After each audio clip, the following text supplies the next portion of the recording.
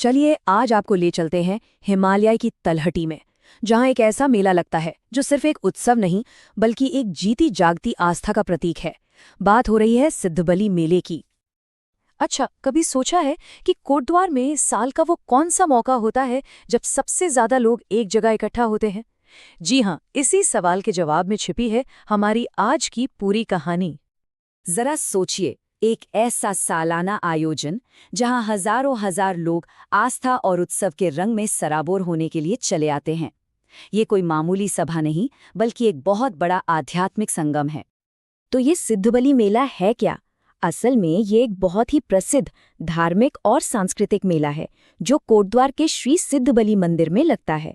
और ये मंदिर भगवान हनुमान को समर्पित है, जिसकी यहाँ बहुत गहरी मान्यता है। और देखिए, इस मेले की पहुंच सिर्फ कोटद्वार तक ही नहीं है। दूर दूर से, मतलब उत्तराखंड, उत्तर प्रदेश और आसपास के पहाड़ी इलाकों से भी हजारों श्रद्धालु हर साल यहाँ खिंचे चले आते हैं। तो सवाल ये उठता है कि आखिर इस मेले का अनुभव होता कैसा है? क्या ये सिर्फ पूजा पाठ तक ही सीमित है?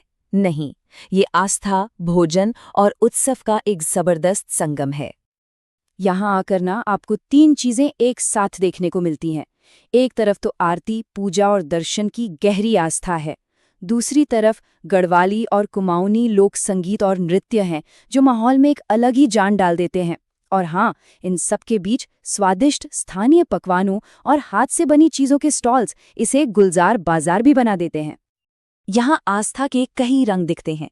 लोग नारियल चढ़ाते हैं, अपने कष्टों को दूर करने के लिए संकट मोचन पूजा करवाते हैं और सुंदरकांड का पाठ भी करते हैं।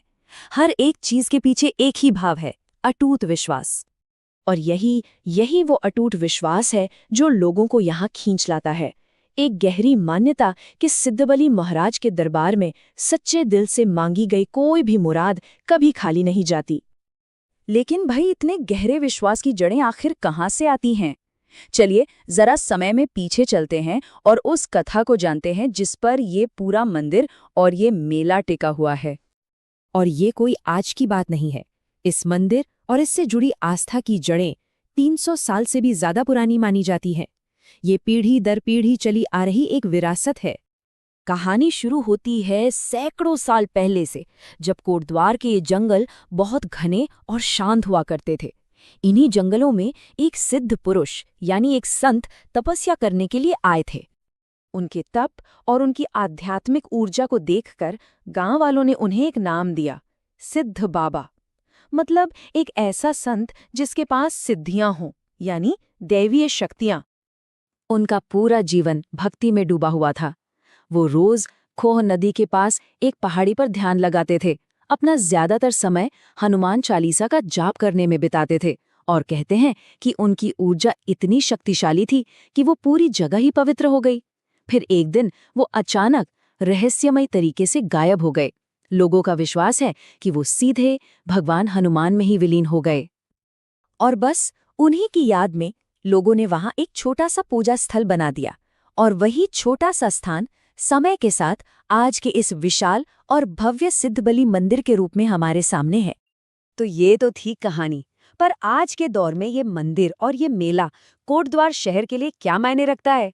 सीधी सी बात है, ये सिर्फ एक त्योहार नहीं, ये शहर की धड़कन है। देखिए, कोटद्वार की ना दो पहचानें हैं। एक तो ज्योग्राफिक, मतलब इसे गढ़वाल हिमालय का प्रवेश द्वार कहा जाता है। लेकिन इसकी जो दूसरी और असली पहचान है वो आध्यात्मिक है। और वो पहचान इसे सिद्धबली मंदिर से ही मिलती है। यही इस शहर की आत्मा है। और इस मेले का असर सिर्फ आस्था तक ही नहीं है, इसका एक बहुत ठोस और वास्तविक प्रभाव भी है। ये स्थानीय अर्थव्यवस्था को लगभग 40% तक का बढ़ावा देता है, पर्यटन को 35% तक खींचता है और करीब 25% तक हमारी सांस्कृतिक विरासत को सहेजने का काम भी करता है।